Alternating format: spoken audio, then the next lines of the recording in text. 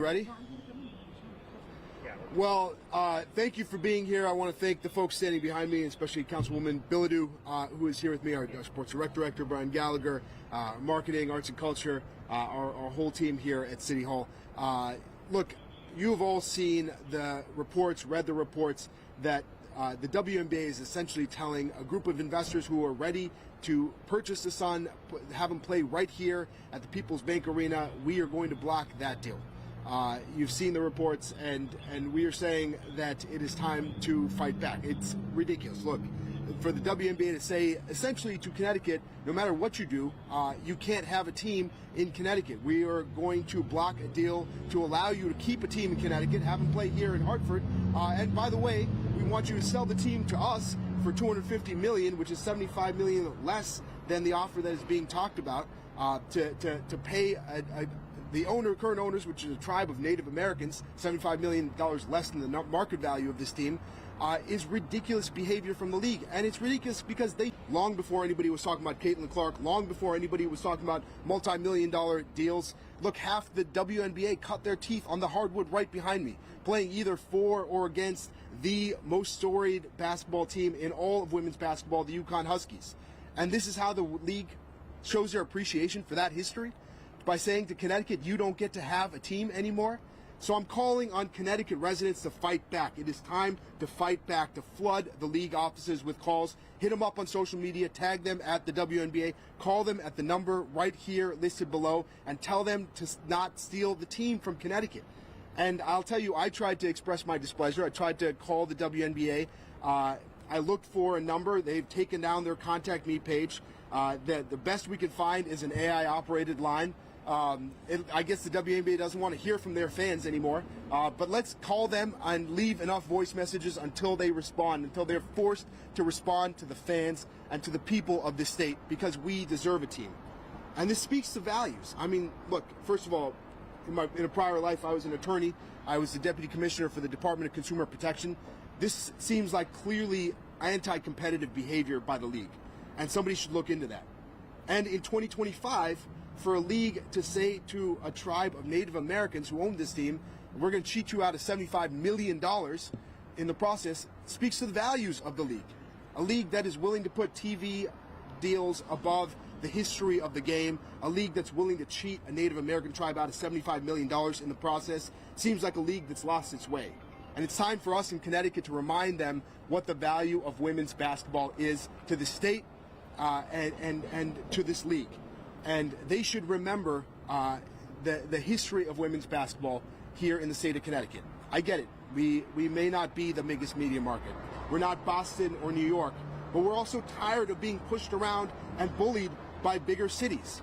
This is a proud city and a proud state, and we are ready to fight back. And so I'm calling on Connecticut residents to work with me to put pressure on the league to say, do not take away our team. You cannot steal the Connecticut Sun from us, because we're going to put up a hell of a fight to keep them right here in the state of Connecticut. I'm asking you to join me, Connecticut residents, in that fight to put pressure on the league. We have investors who are willing to bring this team here to Hartford, to keep them in Connecticut, in the basketball capital of the world, and the league should appreciate and value that. And I'm calling on you to make our voices heard until they do. I'm happy to take any questions. What's the current offer that Hartford has for a bit of relocation here? I can't speak to specifics. It's been reported that the offer is at $325 million, which is a very competitive offer for a team. It shows the value of the team. It shows that the team here in Connecticut has been successful in raising its market value tremendously. So we've shown that we can have a successful basketball franchise here.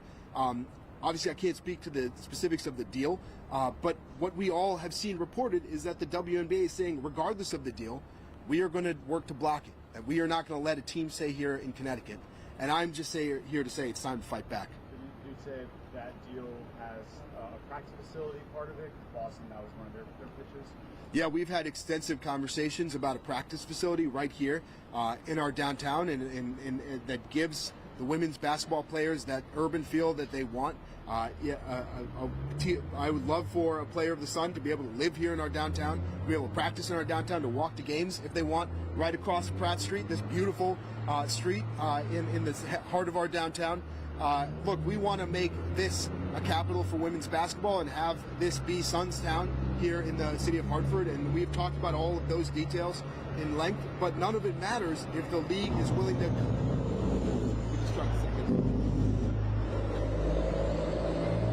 We've talked about those details in length, but none of it matters if the league is willing to block a good deal to keep a team here in the city of Hartford, here in the state of Connecticut, in the basketball capital of the world. And we are pushing back and fighting back and saying, you've got to let us keep our team. There was talks that the governor was going to talk to the NBA commissioner. Has that conversation happened?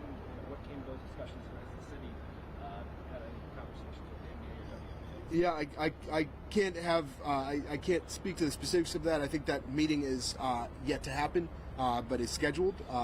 Look, I hope that the WNBA comes to their senses. I hope that the NBA pushes them in the right direction.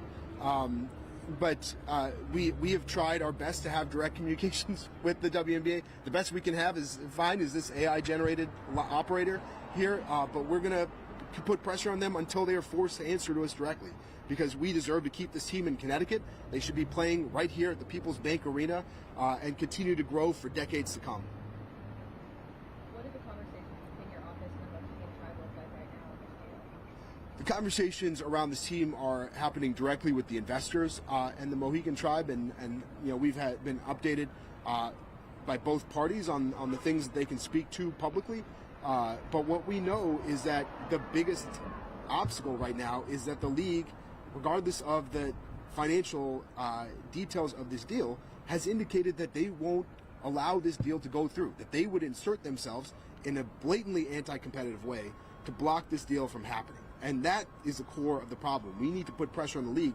I have all faith and confidence that if the league will drop their opposition, that the Sun are going to end up playing right here.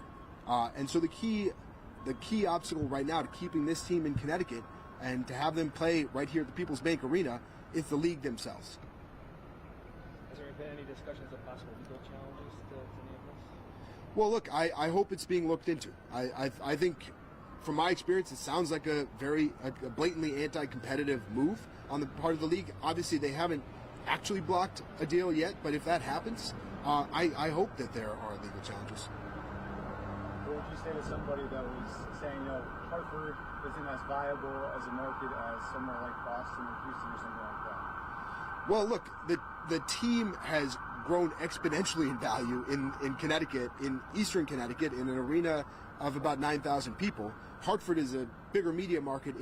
We pack out this stadium for UConn women's games all the time. We have sold out college basketball games here all the time. We have a history of having followed women's basketball long before the Caitlin Clarks, long before the multi-million-dollar deals. We love women's basketball here. We value women's basketball here. It is ridiculous to say that the basketball capital of the world, the home of the greatest women's basketball team in the history of women's basketball, can't support a WNBA team. One anonymous report suggested that the Connecticut Sun already has a provision in their current contract to play 2 days in Hartford. Has your office looked into that? There is not a current contract. I think one of the things that has been talked about is you know, the current ownership group staying intact and maybe playing a couple games in Hartford. That's a conversation we're having, but I don't know that it's a good one. It is one in which the league is forcing a Native American tribe, let's not forget, to take a deal in which they get cheated out of millions of dollars. And so I don't think that's a good deal. I don't think it's a fair deal for Connecticut. I don't think it's a fair deal for the Mohegans. I don't think it's a fair thing to try to shove down our throat, and we're not going to take it without a fight. All right. Thank you, guys. Joe Mayer. Nice.